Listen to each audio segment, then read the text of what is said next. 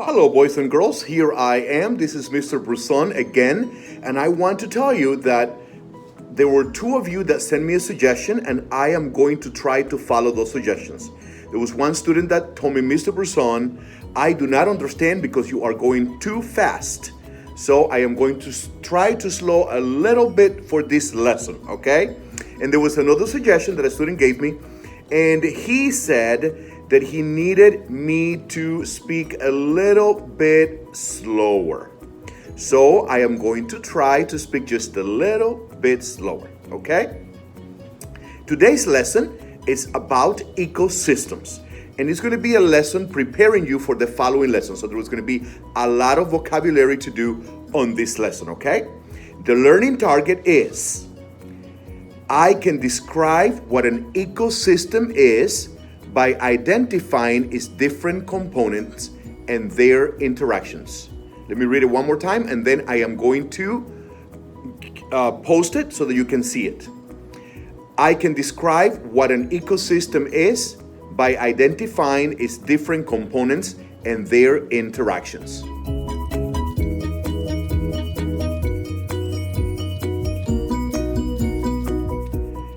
Did you have time to read it?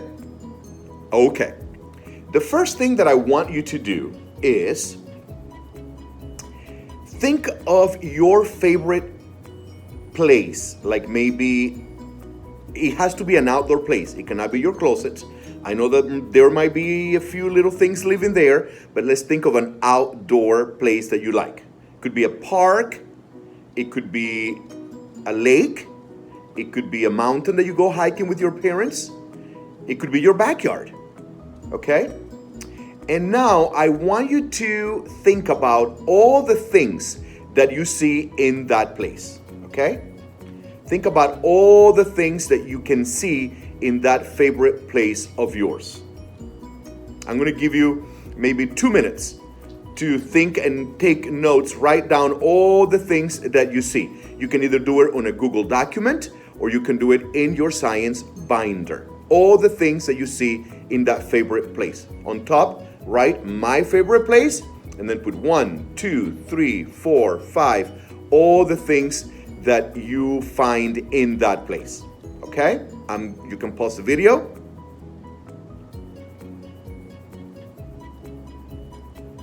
All right. I hope that you came up with many things. I want you to take a little trip with me to the backyard to find some of the things that are in my backyard, okay? So I'm gonna go and put my outdoor clothes and a hat, and we're gonna take a little trip to my backyard for you and for me to find together all the things that are in my backyard, okay? This is a type of poinsettia flower that is on our yard. You see the color, very nice. So, is it a living thing? Is it a living organism? Well, it is a plant, and we know that plants are made up of cells, and they grow. So, yes, it is a living organism. And what kind of organism is it? Producer or consumer? That's right, it is a producer because it produces its own food. Food known as glucose, right?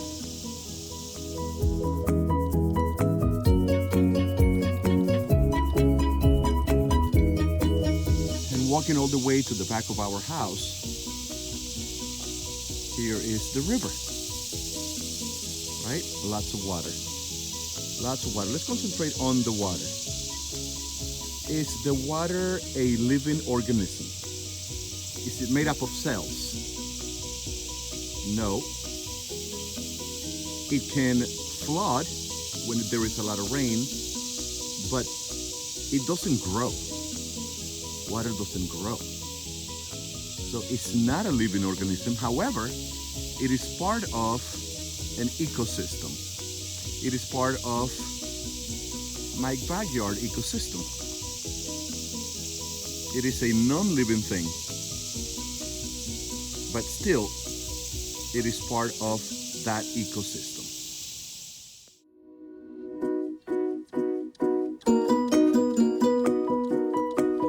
Let's look at that big oak tree by the river. What kind of organism is it? That's right, it is a producer. It is part of this ecosystem. There are other oak trees over here. They make their own food, grabbing the sunlight. An extremely important part of this ecosystem, that oak tree and all the other oak trees around it.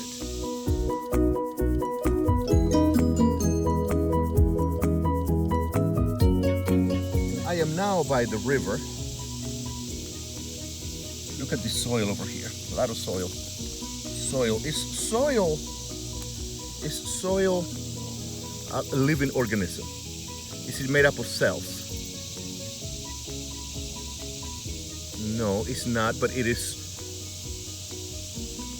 a very, very big part of this ecosystem. So soil is non-living, but it is part of the ecosystem. You see? The soil here and all the soil all over my backyard. Well, close to the river, but all over the yard. See?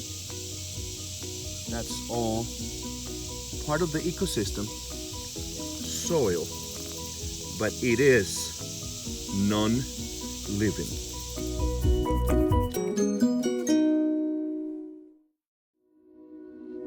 And right here, close to the river, there is, do you see that huge tree that fell down? You see the huge log there? Well, if we get super, super close, we will see little mushrooms, fungi, and they are decomposing the tree. They are decomposing the tree. Little by little.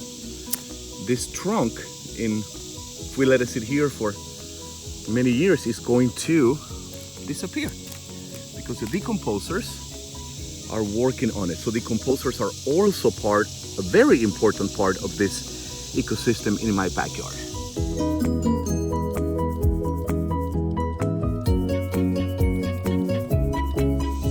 Oh, look. Do you see that bird? Do you see that heron? The white one? And look, there's a gray one going over there. There you go. Oh man, I'm so lucky that I was able to get this. Yes, those are producers? No. They are, and I don't know if you can see it all the way over there. No, you probably cannot see it. They are consumers. Oh, there is one right there. Oh man, he went away and I couldn't see it. I couldn't show you. Anyways, they are consumers. They are part of this ecosystem. They come to eat sometimes a little bit of fish or frogs, whatever they can find. So they are an important part of this ecosystem. That is my backyard. Well, this is now on the other side of my backyard because the other side of the river is not part of our property.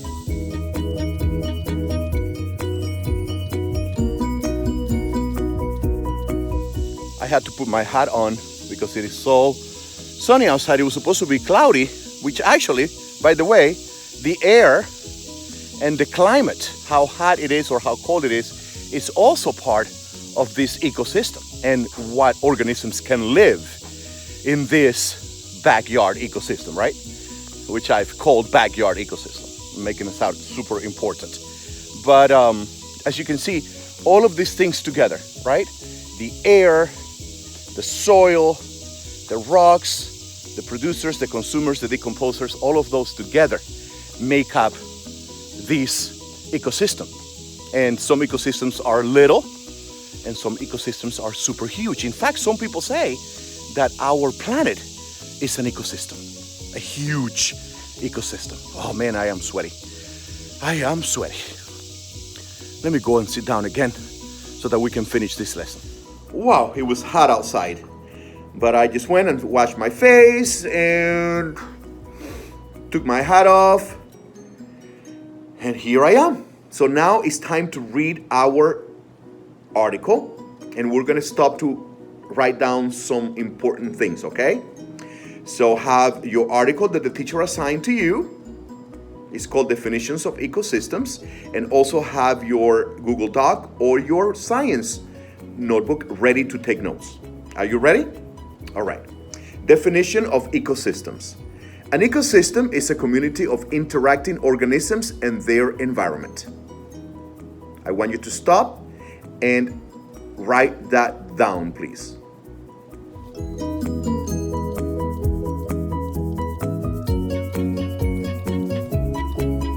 Let's continue. Living things interact with each other and also with non-living things like soil, water, and air. Ecosystems often contain many living things and can be as small as your backyard or as large as the ocean. Now let's break it down.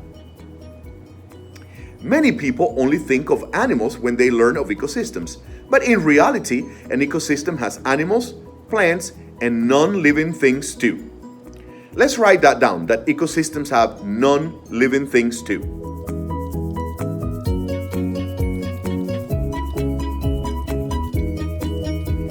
Animals need to hide inside rocks and dead trees. Water is needed to drink, and some animals live in the water. Air is a non-living part of an ecosystem as well. All animals need air. Some ecosystems provide special services for the entire world. For example, even though rainforests only cover 6% of Earth, they produce about 40% of the oxygen in the atmosphere through photosynthesis. Other ecosystems produce food, medicine, and helpful material like rubber and lumber.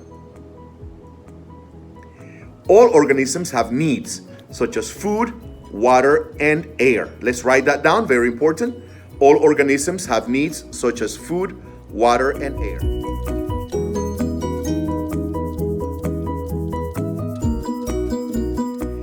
If the needs of the organism in the ecosystem are not met, they cannot survive.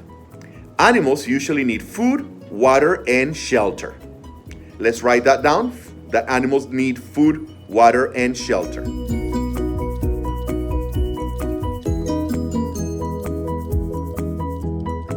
For example, if deer need to eat grass and the place they live in their ecosystem no longer has grass, they have to move somewhere else or risk not surviving, which means dying. When you think of an ecosystem such as forests, there are many organisms that are important. Trees, deer, plants, birds, squirrels, and insects are prominent members of the ecosystem. There are many more organisms that live in an ecosystem that are not noticeable. So I'm going to ask you to continue reading on your own, and if you find something that is important, take those notes, okay? So we are getting the idea, right? That an ecosystem is all the living things and all the non-living things. So the next thing that I want you to do is go back to the beginning of the lesson, that list of things that you wrote about your favorite place. I don't know what you did, if it was your backyard or a forest or by a lake. And I want you to think how those things interact with each other. So for example, if you chose, let's say, water and a duck, you say, well, the duck swims in the water and finds food in the water. You have squirrel and tree. You say, well, the squirrel lives in the tree, and that's where also the squirrel gets the food from, okay? So I want you to find all the interactions between the living and non-living organisms from your favorite place, okay? I'm gonna give you about 5 minutes to do that. Please pause the video and go ahead and find all the interactions, okay?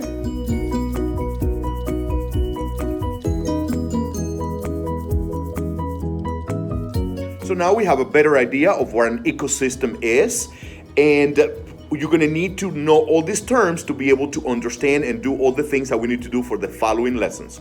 So let's review the learning target. I can describe what an ecosystem is by identifying its different components and their interactions. So we looked at all the things in an ecosystem and how they relate to one another. So we now know that an ecosystem has living and non-living things.